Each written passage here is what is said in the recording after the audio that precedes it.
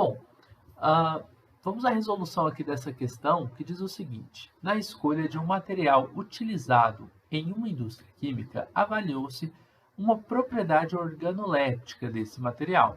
A propriedade avaliada está relacionada com o odor, a densidade, a elasticidade, a compressibilidade ou a temperatura de fusão. Bom, aqui nós temos propriedades que são gerais, que todo material tem, e propriedades que são específicas. A propriedade organoléptica, elas são um tipo de propriedades específicas do material. E são propriedades que podem ser percebidas pelos sentidos do nosso organismo, como, por exemplo, o tato, o olfato, a visão, o paladar. Então, aqui a gente tem o odor, na letra A. O odor, ele é percebido por algum dos sentidos do nosso corpo. O odor é sentido pelo olfato. Então, a propriedade organoléptica, que aí você tem que lembrar de sentidos, os sentidos do corpo, eles conseguem perceber essa propriedade? Conseguem. Então, aqui nós temos a letra A como sendo o gabarito dessa questão. Vamos dar uma olhadinha rápida nas outras? Olha só. Densidade é uma propriedade específica da matéria, mas não é organoléptica, tá? Então, ela é propriedade específica. Elasticidade, todo material tem sua elasticidade. Uns mais, outros menos. É uma propriedade geral da matéria. Compressibilidade também é geral da matéria. Vou colocar aqui um ele específico. Geral da elasticidade. Compressibilidade é geral, propriedade geral. Temperatura de fusão. Todo material tem, mas a temperatura de fusão, ela varia de material para material e ela é uma propriedade específica, tá? Bom, basicamente é isso, o gabarito letra A dessa questão.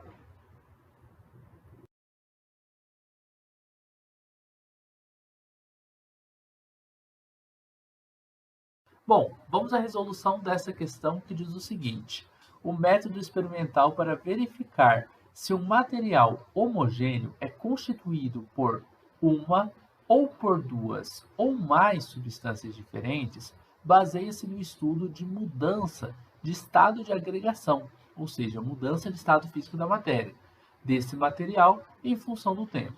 Sendo assim, as mudanças de estado que implicam no aumento da desordem do sistema com a absorção de calor são. Rapidamente, vamos lembrar dos estados físicos da matéria. Nós temos o estado sólido, o estado líquido e o estado gasoso.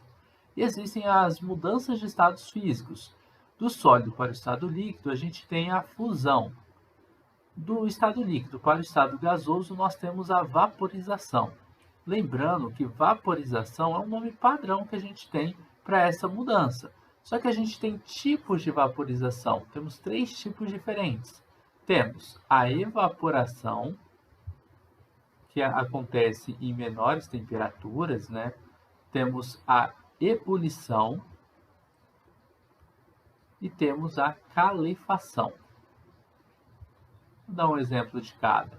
A evaporação é quando você coloca roupa no varal. Antes de 100 graus Celsius, a água ali ela começa a evaporar. Ebulição é quando você coloca uma água no fogo e ela começa a borbulhar a 100 graus Celsius, se a gente tiver uma pressão de uma atmosfera, e a água começa a passar do estado líquido para o gasoso com ganho ali de energia. E a calefação é essa passagem do estado líquido para o gasoso, só que instantânea. Isso acontece quando cai água numa chapa quente que está a temperaturas acima do ponto de ebulição da água, acima de 100 graus Celsius, por exemplo, quando a gente está falando do nível do mar. Bom, temos a mudança também do estado sólido para o estado gasoso, que a gente chama de sublimação. Essa mudança direta sem passar pelo estado líquido. Aí temos a volta. Do gasoso para o líquido, a gente tem a condensação, que também é chamada de liquefação. Esses nomes não têm diferença nenhuma, tá? Você pode chamar de condensação ou liquefação, é a mesma coisa. Temos do líquido para o sólido a solidificação, que é a formação de um sólido, solidificação. E temos também a volta do estado gasoso para o sólido, que nós podemos chamar de sublimação de novo, ou de ressublimação. E aí eu aconselho que vocês pensem da seguinte maneira: se eu chamar de, se tiver ressublimação na questão, é a volta do gás para o sólido. Mas se não tiver, você pode considerar sublimação como sendo a volta, tá?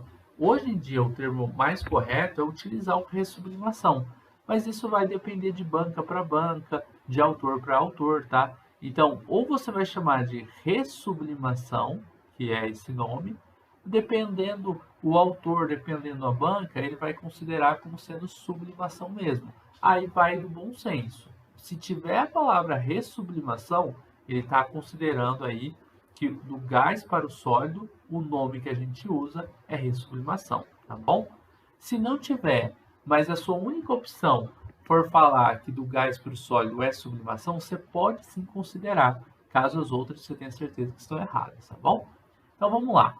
A gente está falando sobre um aumento da desordem do sistema com a absorção de calor. Quais processos aqui têm absorção de calor? É quando eles absorvem calor para fazer essa mudança de estado. Ó, o sólido, para ele virar líquido, ele tem que absorver calor. Pensa no gelo. Ele não tem que absorver calor para virar água líquida? Ele absorve. O líquido, ele tem que absorver calor para virar um gás. A mesma coisa vai acontecer em todos esses casos, tá? Na evaporação, na ebulição e na calefação. E a sublimação também. Também, ó, do sólido para o gasoso, ele precisou absorver calor. Esses processos aqui, da esquerda para a direita, a gente vai chamar eles de endotérmicos. Processos endotérmicos são aqueles que absorvem calor, tá bom? Então, isso aqui tem relação com a absorção de calor. Agora, não confunda processo endotérmico com reação endotérmica. Aqui não tem reação química.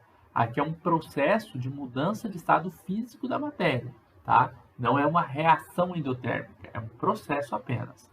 E o contrário, né?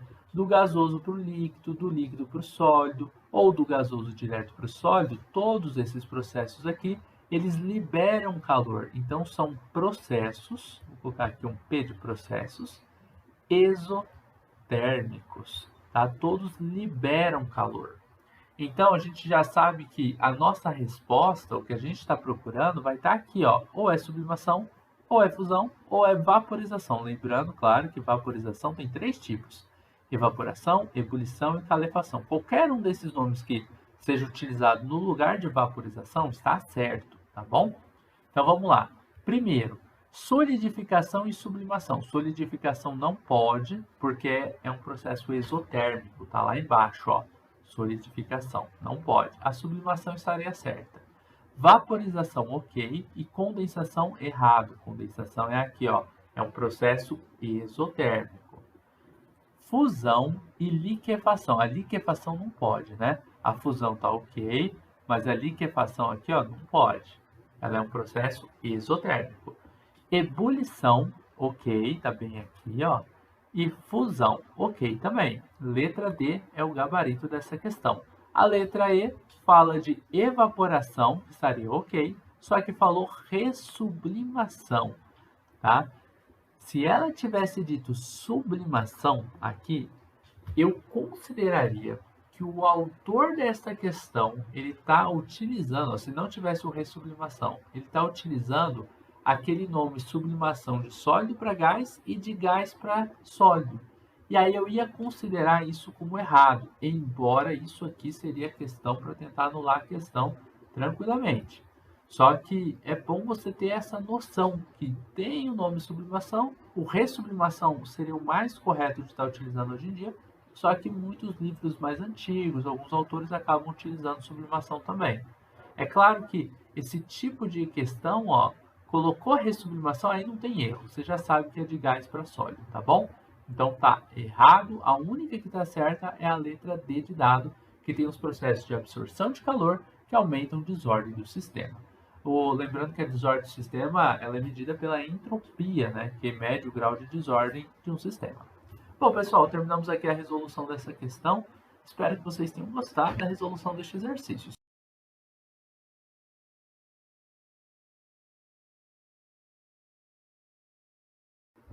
Bom, vamos à resolução dessa questão que diz o seguinte: em um laboratório foi montada uma aparelhagem para recolhimento do gás oxigênio, produzido na reação de decomposição do clorato de potássio, como ilustra a figura a seguir. Então a gente tem aqui um bico de Bunsen, né?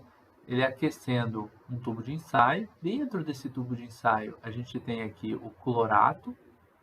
Aí, esse clorato, ele vai gerar KCl, que seria aí o cloreto de potássio, mais gás oxigênio.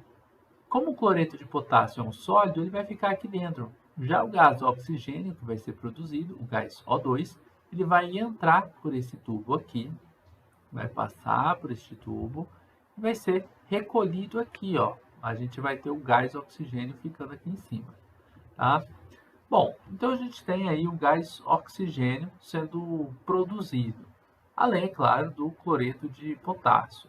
A reação observada ela pode ser representada pela equação, está aqui uma equação química já balanceada. Uma amostra do clorato de potássio, ela foi parcialmente, ou seja, não foi inteiramente decomposta, sendo a pressão do gás recolhido de 0,8 atm e seu volume de 180 mililitros, na temperatura de 27 graus Celsius.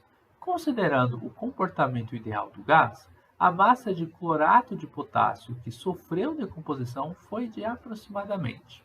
Ou seja, a gente sabe algumas informações do gás oxigênio. A gente tem aqui ó, o O2, ele é o gás que foi produzido. A gente sabe que temos uma pressão de 0,8 atm dele. Temos também uma temperatura que estava em 27 graus Celsius. Quando a gente fala em 27 graus Celsius, a gente tem que converter para Kelvin para a gente utilizar as equações de gases. Tá? É só você somar 27 mais 273, tá? Isso aqui é uma constante. O valor exato seria 273,16, mas você pode aproximar, não tem problema nenhum. Então, 273 mais 27 vão dar 300 kelvins. Essa daqui é a temperatura que a gente tem. Agora, a gente tem também um volume de 180 ml. O volume é outro que você tem que converter, porque para trabalhar com volume na equação de Clapeyron, que vai ser a equação que a gente vai utilizar, a gente precisa utilizar ele em litros. É só você dividir esse volume aqui por 1000. Vou jogar a vírgula aqui, ó, 1, 2, 3 casas para a esquerda, vai dar 0,18 litros. Bom, temos o número de mols do gás oxigênio? Na verdade, não. O número de mols de gás oxigênio eu vou precisar. O R a gente tem, que é constante dos gases, vale 0,082. ATM vezes litros sobre mol vezes Kelvin. Essa constante ela já foi apresentada aqui pela questão. Ó. O exercício ele deu também para a gente a massa molar do clorato, para facilitar os cálculos estequiométricos depois. O que a gente vai fazer? Vamos descobrir o número de mols que a gente tem de oxigênio e depois a gente pode relacionar assim, ó, o número de mols de oxigênio com a massa que a gente tinha do clorato. E aí a gente vai pegar a massa molar tá para esse número de mols da equação, o número de mols real tá para massa real. E pronto, acabou o exercício. Um exercício bem tranquilo aí, trabalhando aí com a equação de Clapeyron. Tem gente que fica na dúvida se aqui você pode ou não utilizar CNTP. Não pode, tá? Porque a gente não está nas condições da CNTP, do 0 graus Celsius e 1 atm de pressão. Então, nesse caso, você tem que trabalhar com equação de Clapeyron, não tem jeito. E aí, qual que é a equação de Clapeyron? É uma equação bem famosa dos gases, né? É o PV-nRT. Então, a equação de Clapeyron diz que pressão vezes volume é igual ao número de mols vezes constante dos gases vezes a temperatura. E eu quero saber o número de mols de oxigênio. Para descobrir isso, eu vou jogar RT para o outro lado da equação. Estava multiplicando pelo número de mols, vamos passar dividindo. Então, o número de mols é igual a PV sobre RT. E nós vamos ter o seguinte, o número de mols, que é igual a P, que é a pressão que a gente tem, que era 18, né? 1,8.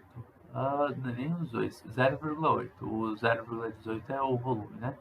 Então é 0,8 atms vezes 0,18 litros dividido por R, que vale 0,082, Vamos colocar tudo aqui, ó, ATM vezes litro sobre mol vezes Kelvin, vezes a temperatura, que vão ser os 300 kelvins. Essa conta aqui, ela é meio manjada, né? 0,082 vezes 300 vai dar 24,6. Você pode jogar a vírgula duas casas aqui para a direita, ou para a esquerda, ficar com o número 3. E jogar duas aqui para a esquerda, para você fazer essa compensação. Na verdade, aqui é para a direita. Então, vai ficar 8,2 vezes 3. 3 vezes 2 é 6, 3 vezes 8 dá 24, desce a vírgula aqui, ó, 24,6. Aí nós vamos ter o seguinte, vou jogar a continha aqui para baixo, o número de mols, ele vai ser igual. Temos ali em cima 0,8 vezes 0,18, a gente pode colocar 0,18 vezes 0,8. 8 vezes 8 vai dar 64, 8 vezes 1 é 8. Vai somar aqui com mais 6, a gente vai chegar em 14. 8 vezes 1 deu 8, né? Mais 6 deu 14. Desce 1 aqui. Agora temos 1, 2, 3 algarismos à direita da vírgula, vai dar 0,144, o resultado aqui em cima. Aqui em cima tinha ATM vezes litro, eles vão continuar. Essas unidades de medida não tem como ser cortadas, né? Uma com a outra. E embaixo a gente tem 0,082 que multiplicou pelo 300. Deixa eu colocar o resultado. Foi aquele 24,6 que a gente calculou ali em cima, ó, 24,6. Aqui o Kelvin corta com Kelvin, um está em cima, o outro está embaixo, e fica as unidades ATM vezes litro sobre mol. Nessa divisão, o que é igual você corta, o ATM corta com ATM, litro corta com litro, e aí nós vamos ter aqui o mol. O número de mols ele vai ser igual a 0,144 dividido por 24,6. Bom, fazendo essa divisão, já vou fazer aqui direto, ó, 44 dividido por 0 é 24,6, você vai chegar no valor de 5,85 vezes 10 elevado a menos 3, ou, né, esse valor aí é igual também a 0,00123, né, 585. Então, esses dois valores que são equiparáveis, né? Mols de O2. Esse é o número de mols que você tem de oxigênio. O que a gente vai fazer agora é copiar essa equação química. Ó, tem um 2KClO3, 2KClO3, produzindo 2 de KCl mais 3 de O2. Só dar uma conferida. 3 de O2, 2 de KCl, isso mesmo. Aqui, a gente quer saber qual é a massa que a gente tem do clorato a partir de um número de mols que eu descobri do oxigênio. Pela equação balanceada, eu tenho qual massa de KClO3? KClO3, ó, a massa molar dele é essa daqui, ó, que o exercício deu, 122,5 gramas por mol. Só que 122,5 está para 1 mol. Na questão ali embaixo, a gente tem o dobro, a gente tem 2 mols. Então, você vai multiplicar por 2, ó. 2 vezes 5 dá 10, 2 vezes 2 é 4, mais 1 dá 5, 2 vezes 2 dá 4, 2 vezes 1 dá 2, vai dar 245. Aqui embaixo, aqui não parece, mas é um 4, tá? Então, aqui é 245. E aí você vai vir aqui embaixo e vai colocar já a massa de 245 gramas de KClO3. Por que eu falei que tinha 2 mols? Porque aqui, ó, o coeficiente é 2. Com 2 mols dele, que me dá essa massa de 245 gramas do clorato, a gente consegue produzir 3 mols de oxigênio, de O2. Só que, de verdade, quantos mols de O2 foi produzido? Esse número aqui, ou esse aqui que está na mesma, tá? Foi produzido 5,85 vezes 10 a menos 3 mol de O2. Se foi produzida essa quantidade, qual foi a quantidade em gramas de clorato que realmente reagiu? Porque nem todo o clorato reagiu. O exercício tinha falado que foi uma decomposição parcial. Para descobrir essa quantidade, você vai fazer mais uma regrinha de 3. Então, vai ser 5,85 vezes 10 a menos 3 vezes o 245 e você vai pegar o 3 vezes o x. Aqui ia ficar 3x, do outro lado 245 vezes 5,85 vezes 10 elevado a menos 3. Bom, pegando esse valor vezes 245, a gente vai chegar em 1,43, tá? E esse valor você vai acabar dividindo ele por 3. Então vai dar 1,43 aproximadamente, tá?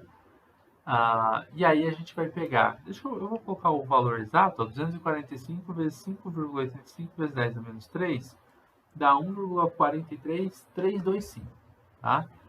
Então aqui vai ter uma continuaçãozinha aqui, 325. Não precisa, mas vamos deixar assim. Isso aí vai ser igual a x e o 3 que estava lá vai passar dividindo. Dividindo esse valor por 3, você vai chegar em 0,48 aproximadamente. Então, x é igual a 0,48.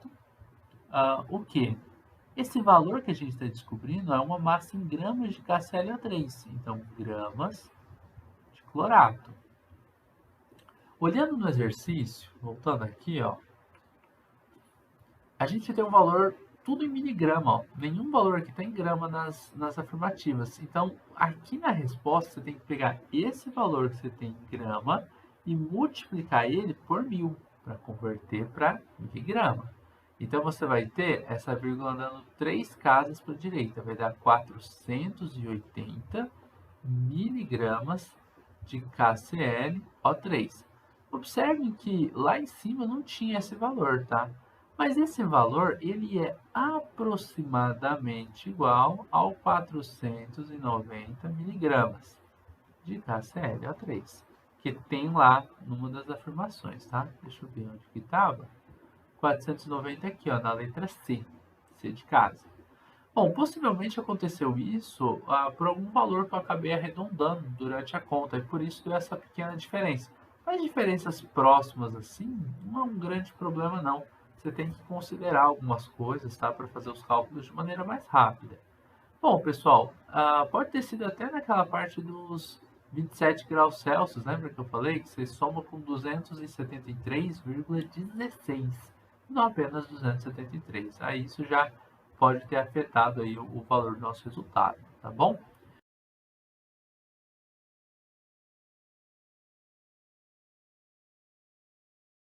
Bom, vamos à resolução de mais um exercício de química, e essa questão ela vai falar um pouquinho sobre cálculo estequiométrico.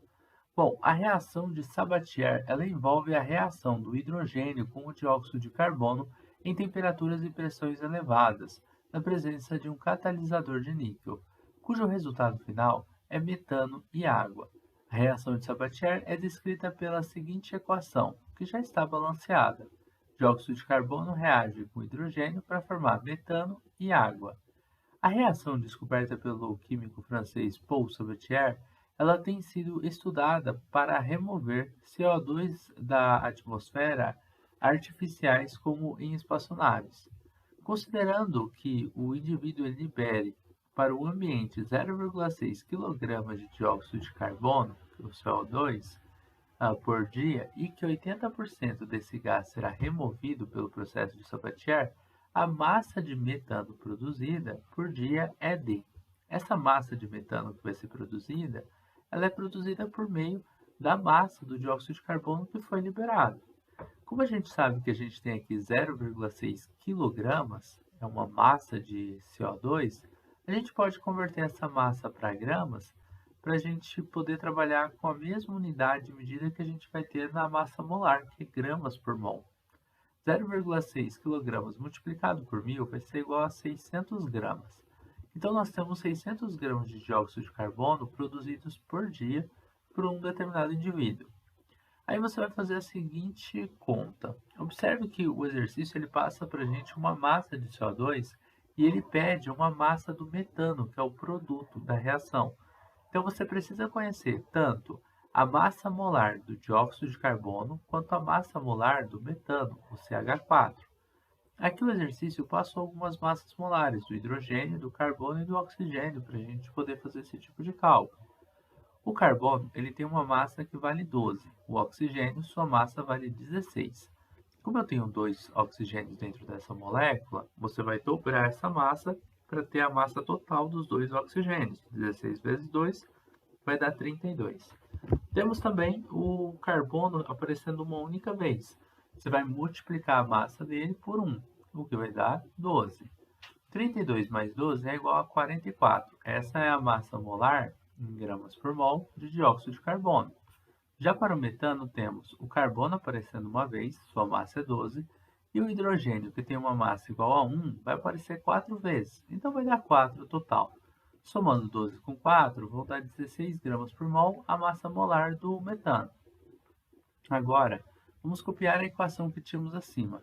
Temos o dióxido de carbono, CO2, reagindo com 4 mol de gás hidrogênio para produzir CH4, que é o gás metano, mais 2 moléculas de água, ou 2 mols de água.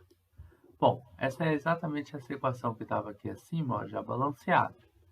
Então, a gente sabe que a massa para cada 1 mol de CO2 é uma massa de 44 gramas de dióxido de carbono, 44 gramas de CO2.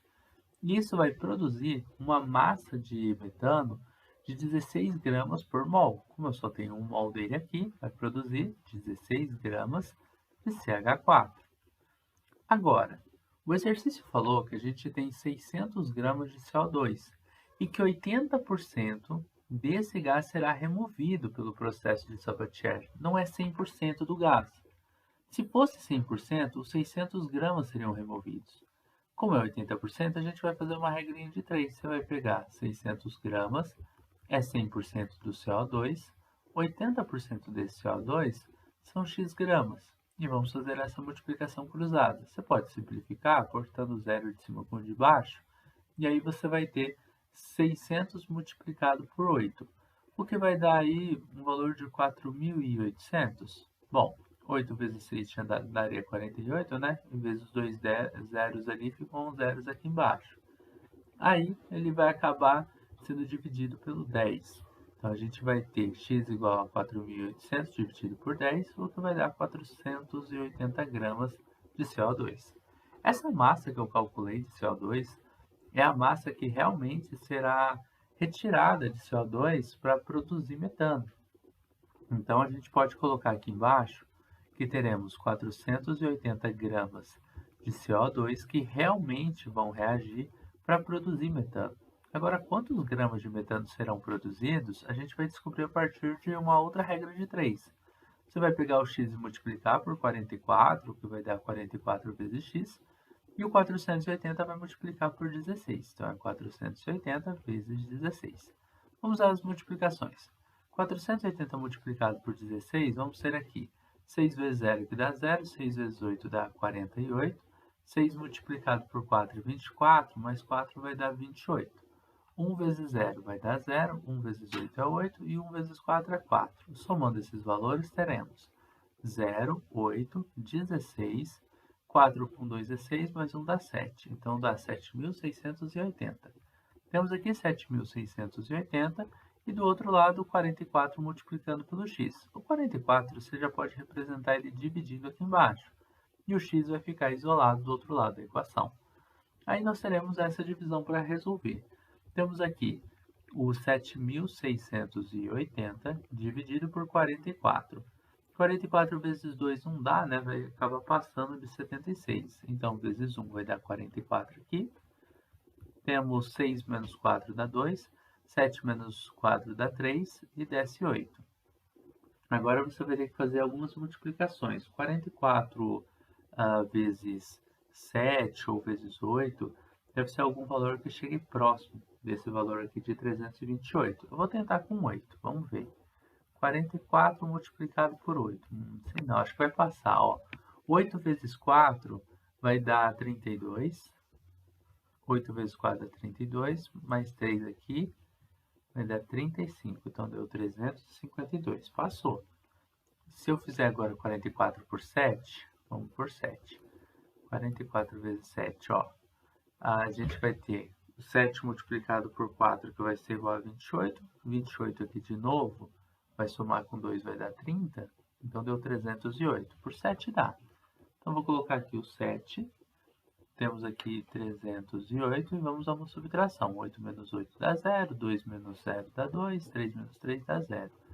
20 aqui embaixo, desce o outro zero. Agora nós temos aqui 200 embaixo. Vamos pensar, 7.680 dividido por 44. Lembrando que se você está fazendo uma prova de concurso, você tem aqui, ó, já as alternativas, ó. 1 e 7, só a letra B começa com 1 e 7, que a gente tem aqui embaixo.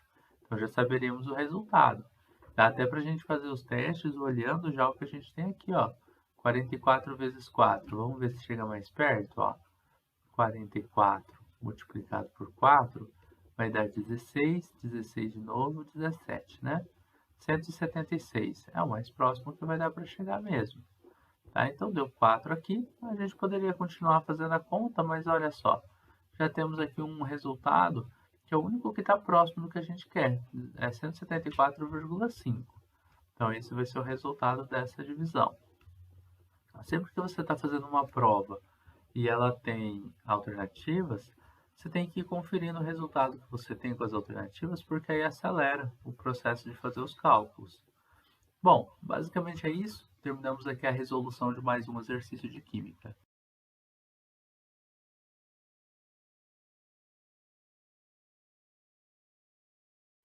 O tecnécio é um dos elementos mais utilizados em medicina nuclear e o seu isótopo, que temos aqui, ó, o 99 do tecnécio, ele é um gama emissor. Ele é utilizado em exames de imagens.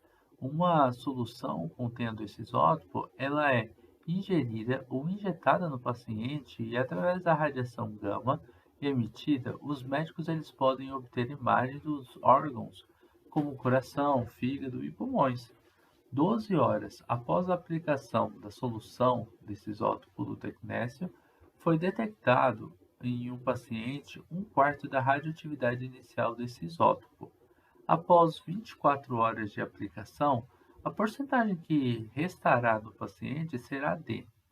Bom, é o seguinte, a gente tem a seguinte informação. Primeiro, foi passado ali para o paciente esse isótopo do tecnécio.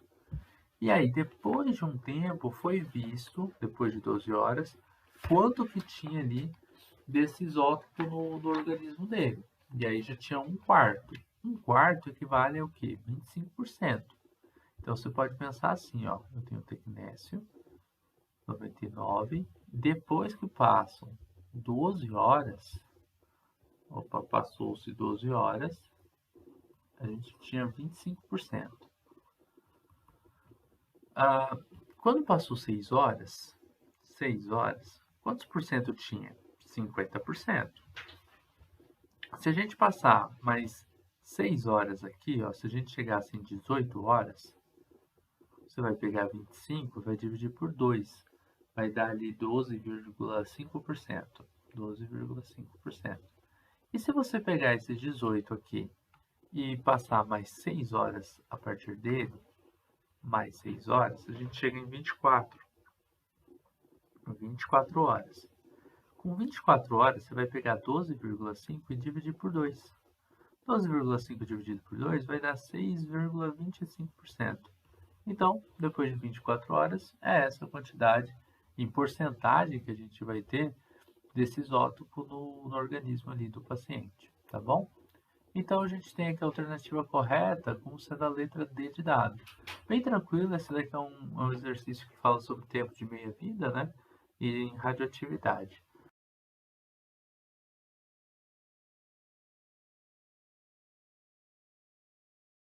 Bom, vamos à resolução dessa questão que diz o seguinte: a diferença entre a eletronegatividade dos átomos envolvidos em uma ligação química, ela pode ser útil para classificar a natureza de uma ligação.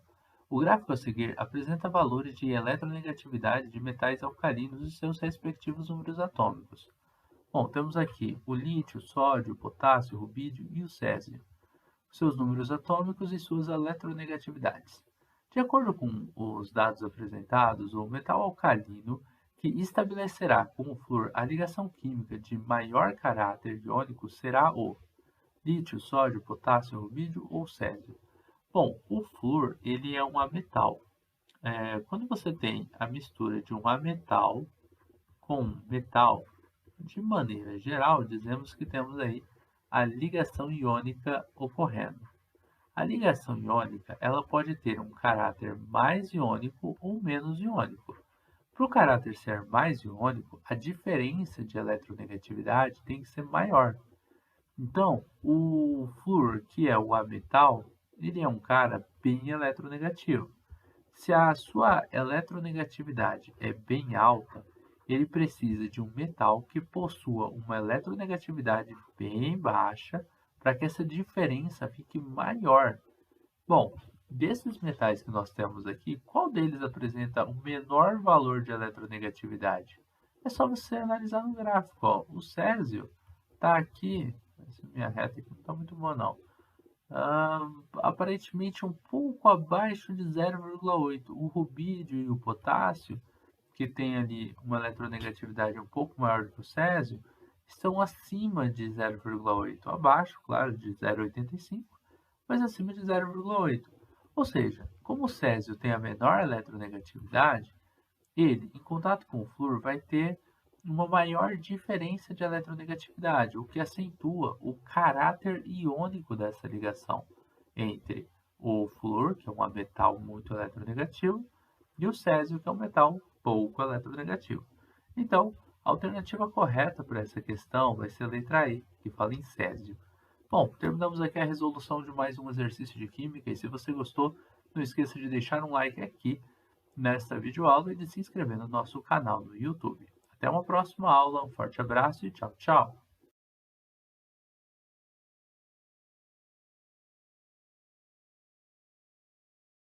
Bom, vamos resolver essa questão que fala um pouco sobre cálculo estequiométrico, na verdade sobre balanceamento de equações químicas, apenas isso. O fósforo ele é absorvido pelas plantas na forma de ânions. Um desses ânions é o H2PO4-, derivado da fluorapatita encontrada em rochas. Então, a fluorapatita, representada como Ca5PO4,3F, é insolúvel em água e é convertida a dihidrogeno-fosfato de cálcio através da reação não balanceada. A soma dos menores coeficientes inteiros que balanceiam essa equação é: bom, quando você tem uma equação química grande, é importante que você perceba se existe ou não variação de NOx entre o lado dos reagentes e o lado dos produtos dessa sua equação química. Porque se tiver variação de NOx, a maneira mais fácil de você fazer o balanceamento de equações é utilizando o método de balanceamento de equações pela oxidorredução. Agora, se não tiver essa variação de NOx, aí você vai fazer do método tradicional. Você pode fazer pelo método algébrico, pela tentativa e erro, utilizando ali o método Macho, por exemplo. Tá? Então, existem algumas formas diferentes de você fazer o seu balanceamento de equações. Bom, eu estou copiando aqui essa equação química que a gente vai balancear, e nesse caso, pelo que eu estou observando aqui, a gente não tem nenhuma variação de NOx entre o lado dos reagentes e o lado dos produtos, tá? Quando não tem variação, só vamos aumentar aqui um pouquinho, ó. Como a gente não tem nenhuma variação, a gente pode fazer o balanceamento comum. Vou colocar aqui os NOx que eu estou observando, ó. O do cálcio é mais 2, aqui vezes 2 vezes 5, né? Vai dar mais 10 no total. O do flúor é menos 1, aqui também vai dar menos 1. Nós temos aqui o fósforo e o oxigênio. O oxigênio, 4 vezes 3 tem 12. É menos 2 vezes 12, a gente vai chegar aqui em menos 24. Então, qual que tem que ser o NOx? Ficou bem pequeno isso daqui, né? Vou melhorar um pouco. Ó, aqui a gente tem 4 vezes 3, 12. Como é menos 2 o do oxigênio, vezes 12 vai dar menos 24. O do flúor, ele é menos 1, então deu menos 25. Com mais 10, a gente chegou em menos 15. Então, o NOx total dos três enxofres, dos três fósforos, né, tem que dar mais 15. São três fósforos que a gente tem aqui. Então, ó, mais 15 dividido por 3 vai dar mais 5. Bom, aqui a gente tem hidrogênio, que é mais 1, enxofre mais 6 e oxigênio menos 2. Tudo isso aqui vai dar zero no total. Ó, cálcio mais 2, hidrogênio mais 1, fósforo de novo é mais 6, oxigênio menos 2, cálcio mais 2, fósforo a gente tem NOx menos 6, oxigênio menos 2, hidrogênio mais 1 e flúor ou fluoreto aqui menos 1. Observe que do lado dos reagentes para o lado dos produtos não tem variação de NOx, então a gente não precisa fazer o balanceamento por oxidação. Claro que você pode fazer do método normal, gente cara, mas cuidado, porque se tivesse variação de NOx e você tentasse fazer pelo método comum, né, só tentativa e erro, dificilmente você ia conseguir balancear e a passar muita dificuldade durante o balanceamento. Bom, vamos ao balanceamento dessa equação e eu vou utilizar aquele método, o método do macho. No método macho, você vai balancear na seguinte ordem. Primeiro você balanceia um metal, depois você vai balancear um ametal, depois você balanceia carbono, hidrogênio e oxigênio nessa ordem, tá? É claro que você pode pular um pouquinho o método, não precisa ser uma coisa assim 100%. Vou mostrar por quê, ó. Aqui eu tenho 5 cálcios. Se eu fosse colocar 5 aqui, ó, eu tenho cálcio aqui, cálcio aqui. Eu ainda não sei onde que eu vou colocar. Sei lá, se eu posso colocar 4 cálcios aqui, ou se eu coloco 3 aqui, 2 aqui. Então, eu não vou balancear o metal primeiro, embora pelo método do macho seja primeiro o metal. Eu quero colocar 5 desses dois cálcios aqui. Mas, para fazer isso, eu vou olhar o próximo, que é o ametal. O ametal, eu tenho aqui, ó, 3 fósforos do lado dos reagentes. Então, do lado dos produtos, o único lugar que eu tenho fósforo é aqui. E eu tenho 2. Para balancear, a gente pode inverter esse índice. O 2 do fósforo que eu tenho aqui, eu vou colocar aqui, ó. E o 3 desse fósforo que eu tinha aqui, eu vou colocar aqui. Agora, eu já sei que eu tenho, olha só, 3 vezes 2, 6 fósforos. Aqui, 2 vezes 3, 6 fósforos. Balanceei. Esse é metal. Não são todos porque ainda tem um enxofre ali para balancear, tá? Só que agora, ó, 2 vezes 5 eu tenho 10 cálcios. Aqui eu tenho 3 cálcios. Quantos cálcios eu preciso ter para chegar em 10 agora? Preciso de 7, né? A gente usou só 3 aqui. Então, com 7 cálcios no CaSO4, no sulfato de cálcio, a gente termina esse balanceamento para o metal. Então, o metal foi balanceado. Um dos ametais também, que é o fósforo. Só que agora a gente vai olhar o enxofre, ó. Tenho 7 enxofres do lado dos produtos. Então, do lado dos reagentes, vou precisar ter 7 aqui também, para ter 7 enxofres. Então, balancei o enxofre aqui. Hidrogênio. Eu tenho 7 vezes 2, eu tenho 14 do lado dos reagentes, que é antes da setinha, lembre sempre disso. E do lado dos produtos, que é depois dessa setinha, a gente tem quantos hidrogênios? 3 vezes 2 são 6. 6 vezes 2 que a gente tem aqui, ó, a gente vai ter, primeiro 3 vezes 2, 6. 6 vezes 2 são 18. Só que a gente tem mais hidrogênios aqui, né? Então, a gente já tem 18 desse lado. Aqui a gente tinha 7 vezes 2, eram 14. Ah, mas aí tem uma coisa errada, professor. Porque, ó, 7 multiplicado por 2 são 14 hidrogênios. Até aí, beleza. 14. Aqui eu não tenho nenhum hidrogênio para balancear. Lá dos produtos, 3 vezes 2 são 6. 6 multiplicado por 2, não 12. Eu falei 18? Não sei de onde eu tirei isso. Então, vou corrigir. Ó, são 12 aqui. 12 desse lado aqui, ó. Eu tenho mais quantos para chegar em 14? Eu tenho que ter mais 2 hidrogênios. Então, vou colocar um 2 aqui. 2 vezes 1 são 2 hidrogênios. 2 mais 12, 14. A equação agora já deve estar balanceada. Vamos conferir? Cada elemento químico, ó. Uma forma de conferir, e que eu acho que é interessante, é você colocar embaixo os elementos que você tem. Por exemplo, tem o cálcio, eu tenho o fósforo, o oxigênio, e aí você vai colocar na mesma ordem do lado dos produtos. Cálcio, fósforo, oxigênio, você tem enxofre, você tem hidrogênio e você tem o flúor. E aí você vai conferir elemento por elemento, quanto você tem do lado dos reagentes, quanto você tem do lado dos produtos. Cálcio, 2 vezes 5, 10, beleza. Cálcio, 3 aqui, 7 vezes 1, 7, então 7 com 3 dá 10, está balanceado. Vamos para o P. Fósforo, 2 vezes 3, 6, então tem 6 fósforos. Aqui eu tenho 3 vezes 2, 6, 6 vezes 1, 6, então tenho 6 fósforos, está balanceado. Oxigênio, ele é um elemento que a gente geralmente deixa por último. Vamos olhar os outros porque ele tem muito.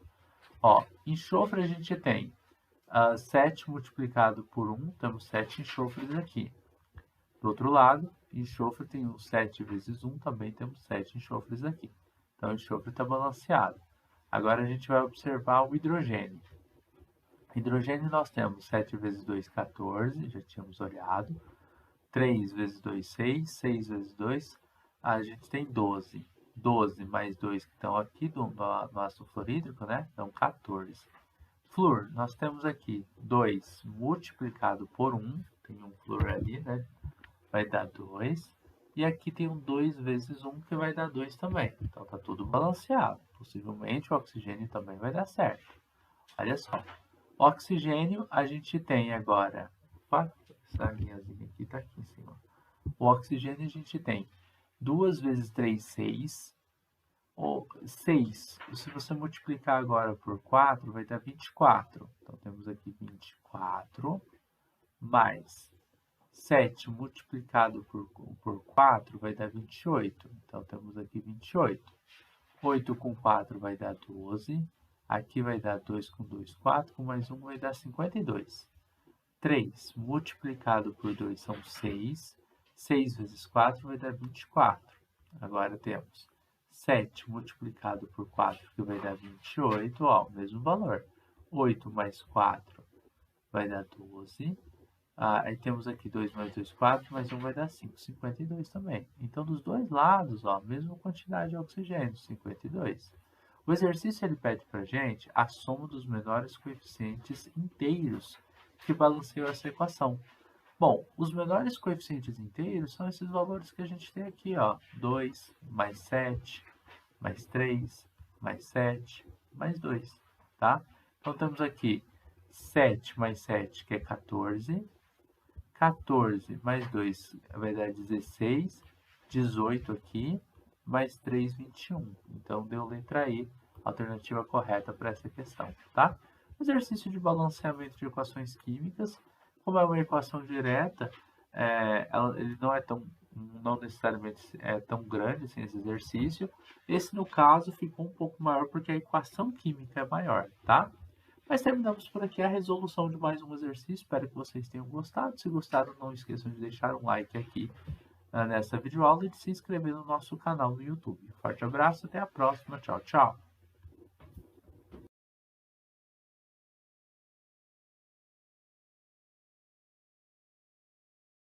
Bom, vamos à resolução dessa questão que diz o seguinte.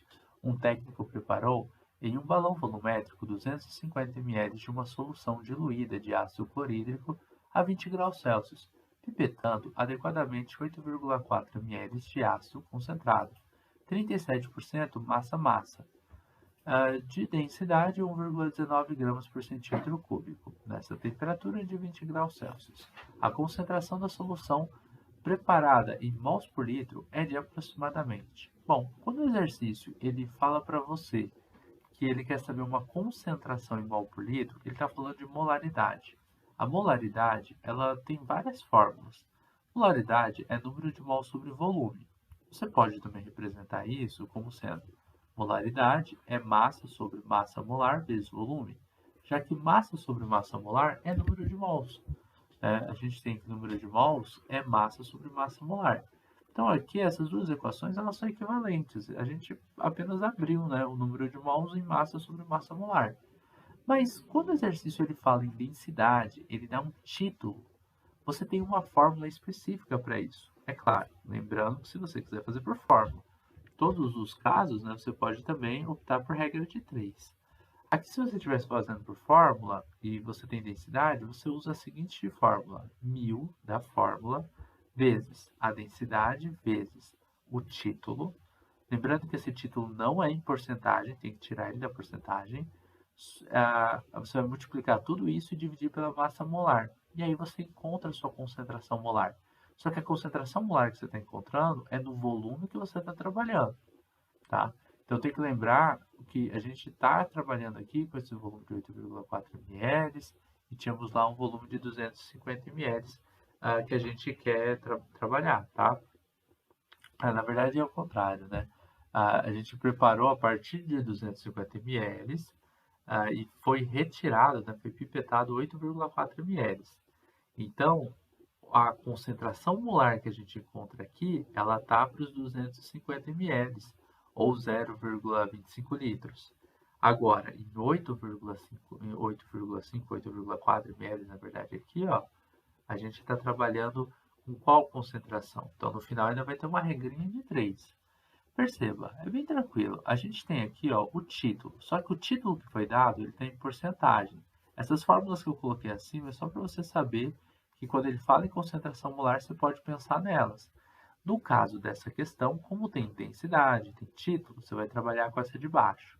O título em porcentagem que foi dado é de 37%. Para tirar essa porcentagem daqui, você vai dividir por 100. 37 dividido por 100 vai ser igual a 0,37. E este valor aqui é o nosso título. O título sem estar em porcentagem, tá? Então, você vai pegar a concentração molar é igual a 1.000 multiplicado pela densidade, que é de 1,19. Aqui são gramas por centímetro cúbico, ou grama por ml, vezes 0,37. Isso aqui vai dividir pela massa molar do HCl. É só você somar essas duas aqui, ó, 35,5 mais 1, a massa molar do HCl é de 36,5 gramas por mol. Você pode estar se perguntando, pô, mas por que ele multiplica por 1.000? Porque aqui a gente está trabalhando com gramas por centímetro cúbico. E você quer, na verdade, converter esse valor que a gente tem aqui do centímetro cúbico para litro, para você ter a concentração molar em litros. Então você vai fazer o seguinte, você vai ter 1.000 vezes 1,19 aqui em cima, e aí é só jogar a vírgula duas casas para a sua esquerda, né? Na verdade aqui para a sua direita, duas não, vamos jogar três, né? Uma, duas, três, então vai dar 1.190, 1.190, uma, duas, três, e a gente vai multiplicar esse valor por 0,37. Bom, aqui temos 7 vezes 0, que vai dar 7. 7 multiplicado por 9, que vai ser igual a 63. 7 vezes 1 é 7. Aí você vai somar com 7 o número 6, que vai dar 13. Depois temos 7 vezes 1 dá 7, mais 1 vai dar 8. 3 vezes 0 é 0. Depois nós vamos ter aqui 9 multiplicado por 3, que vai dar 27. Depois 3 vezes 1, que dá 3. 3 vezes 1, que dá 3. Vamos somar todo mundo. 0, 3. 7 com 3 dá 10. Sobe 1 aqui. 1 mais... Vamos fazer aqui, ó. 8 mais 2, 10. Mais 3, 13. Mais 1, 14. Então, 1 mais 3, 4. Chegamos aqui nesse valor. Temos dois algarismos à direita da vírgula aqui também, né? Vai dar... Essa primeira multiplicação tinha dado 1.190. A segunda vai dar 440,30. Ou 0,3. E esse valor você vai dividir por 36,5. Só que tem uma coisa, agora esse valor que você tinha ali em cima, ele está em grama por litro. E aqui embaixo você tem um grama por mol. Quando você for dividir, na divisão, o grama corta com grama e esse mol e litro, eles invertem as suas posições. Você vai ter 440,3 dividido por 36,5. Que vai dar um valor de 12. 12 e uns quebradinhos. Aproximadamente 12 mol por litro. Só que esse 12 mol por litro, a gente está trabalhando naquele recipiente que a gente tinha, ó. O técnico preparou um balão volumétrico de 250 ml. 250 ml, se você dividir esse valor por 1.000, você vai encontrar um valor de 0,25 litros, tá? Então, em 0,25 litros que você tem essa concentração. Você pode pensar assim, ó, eu tenho 12 mol por litro, ou 12 mol em 0,25 litros. Só que de verdade, a gente quer trabalhar, ó, aqui, ó, uma solução diluída de ácido clorídrico foi pipetado. adequadamente em 8,4 ml do ácido. Aí ele dá ali a concentração, a densidade, e ele pede a concentração da solução preparada, essa solução de 8,4 ml ali. Então você vai colocar aqui, você quer saber em 8, não é 8,4, né? É 8,4, tá certo. Em 8,4, só que tem que estar em litro, tá? Aqui o volume, a gente vai colocar em litro. Então eu vou colocar vezes 10 a menos 3, que é a mesma coisa de 0,0084, tá bom? Isso aqui está em litro já. Isso aqui vai dar X mols do seu ácido, né? E aí vamos para uma regrinha de 3. Você vai pegar esse valor, multiplicar o 12,4, o 12 por 8,4, vezes 10 a menos 3, o que vai dar um valor de 0,101, 0,101. E do outro lado, 0,25 vai multiplicar por x. Passa o 0,25 dividindo do outro lado da equação, x vai ser 0,101 dividido por 0,25. E aí, nessa divisão, você vai chegar no valor de 0,40. X é igual a 0,40 mol por litro, tá? Que é a concentração molar que a gente vai estar trabalhando nessa solução. Belezinha, pessoal? Basicamente é isso. Esse exercício, essa parte final aqui, ela realmente deu uma dificultada. Mas, de maneira geral, esse tipo de questão para aqui, ó, os 12 mol por litro. Só que como ele tirou de um balão volumétrico, ele deu uma trabalhada nessa solução, então a gente tinha que fazer aqui essa correção com essa regra de 3 aqui no final. Mas é interessante que você saiba utilizar essas fórmulas de concentração molar, caso você não goste muito de utilizar a regra de 3. A alternativa correta vai ser a letra B de bola. E nós terminamos por aqui a resolução de mais um exercício de química.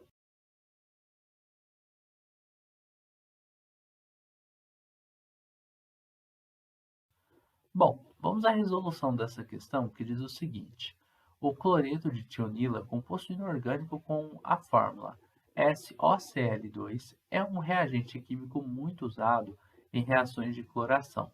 Ele é um líquido incolor destilável à temperatura ambiente que decompõe-se acima de 140 graus Celsius.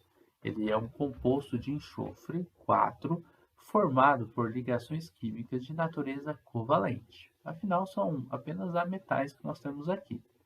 Assinale a opção que melhor representa a estrutura geométrica de equilíbrio do cloreto de tionila. Bom, algumas coisas são importantes serem ditas. Primeiro, como só temos ametais, obviamente que as ligações são só covalentes.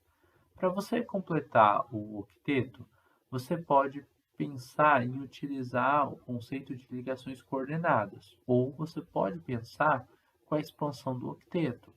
Aqui eu vou fazer esse exercício pelas ligações coordenadas, que é uma forma até simples a gente fazer geometria molecular. No caso da geometria molecular, é interessante que você analise se os átomos estão fazendo a quantidade de ligações que eles precisam para fazer ali o seu octeto completo. Bom, vamos pensar aqui no enxofre, que seria o átomo central dessa molécula. Ele vai estar ligado a átomos de oxigênio e a átomos de cloro. É interessante que você conheça as famílias onde esses elementos estão, ou se não conhecer as famílias, que possa consultar isso na tabela periódica. O cloro, ele é da família 7A, o que significa que ele tem ao seu redor 7 elétrons. E ele precisa de um elétron para completar o seu octeto. O enxofre, ele é da família 6A, assim como o oxigênio. Na verdade, ele fica bem abaixo do oxigênio quando você observa ele na tabela periódica.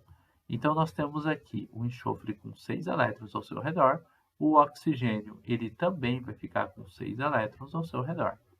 Agora, o que acontece aqui? Como cada cloro precisa de apenas uma ligação para ficar estável, o cloro vai fazer uma ligação com o enxofre, este outro cloro uma ligação, e aqui os dois cloros estão estáveis, com 8 elétrons em sua camada de valência. Observe, 2 mais 2 aqui são 4, mais 2 aqui são 6, E na ligação, como é um compartilhamento, os dois elétrons da ligação são dos dois, tanto do enxofre quanto do cloro. Então, o cloro tem 8.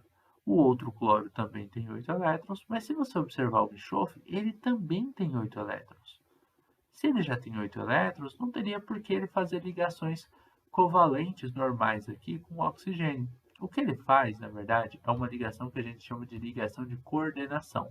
A ligação de coordenação é a antiga ligação dativa, onde o enxofre, que já está estável e não precisa de elétrons, ele vai meio que doar um par de elétrons para o oxigênio. Ele vai compartilhar com o oxigênio esse par de elétrons para estabilizar o oxigênio, mas o enxofre já está estável. Então, ele não vai ganhar elétron nenhum com isso, ele simplesmente vai fazer uma ligação a mais. Então, esse composto ele vai ser representado da seguinte maneira: o enxofre vai estar ligado ao oxigênio, só que esse oxigênio com uma ligação, que é uma ligação covalente, só que coordenada, ele vai estar estável. Uma ligação com o cloro, que também já estará estável, só precisa de uma ligação, e uma ligação com outro cloro. Aqui, a geometria está parecendo muito aquela trigonal plana. No entanto, observe que o enxofre ele tem um par de elétrons livres. E esses pares de elétrons livres, eles fazem repulsão com os pares ligantes. Quando você tem uma geometria trigonal plana e coloca um par de elétrons livres, que é o caso do enxofre, ele vai repelir todas essas ligações, fazendo com que elas fiquem o mais longe possíveis desse par de elétrons. E aí a estrutura que vai sofrer ali uma contorção, ela vai ficar com o enxofre acima e os outros átomos todos um pouco abaixo, fazendo aqui aquela geometria que a gente chama de piramidal. Essa geometria piramidal, ela fica com um par de elétrons livres aqui em cima. Quando a gente considera a geometria com um par de elétrons, a gente tem uma tetraédrica, ângulos de 109 graus entre as ligações, inclusive entre o ligante e o não ligante. No entanto, a gente pode desconsiderar o par de elétrons livres e pensar apenas nos átomos que nós temos. Temos aqui o enxofre, o cloro, outro cloro e um oxigênio. Essa estrutura que foi montada, ela tem uma geometria molecular. O nome da geometria é geometria molecular, será piramidal. Piramidal. Aqui nessa questão, ele não pede para você falar que ele vai ser piramidal, trigonal plano, tetraédrico. Ele só quer que você diga qual dessas estruturas é a mais correta. E aí você vai analisar aqui o seguinte, que dentre as estruturas, você tem a estrutura piramidal aparecendo aqui, onde o enxofre está um pouco mais acima, aqui haveria o par de elétrons dele, e aqui mais abaixo você tem os átomos, como o oxigênio, cloro, o outro cloro, todos ligados a este enxofre. Então a letra A é a alternativa correta para essa questão.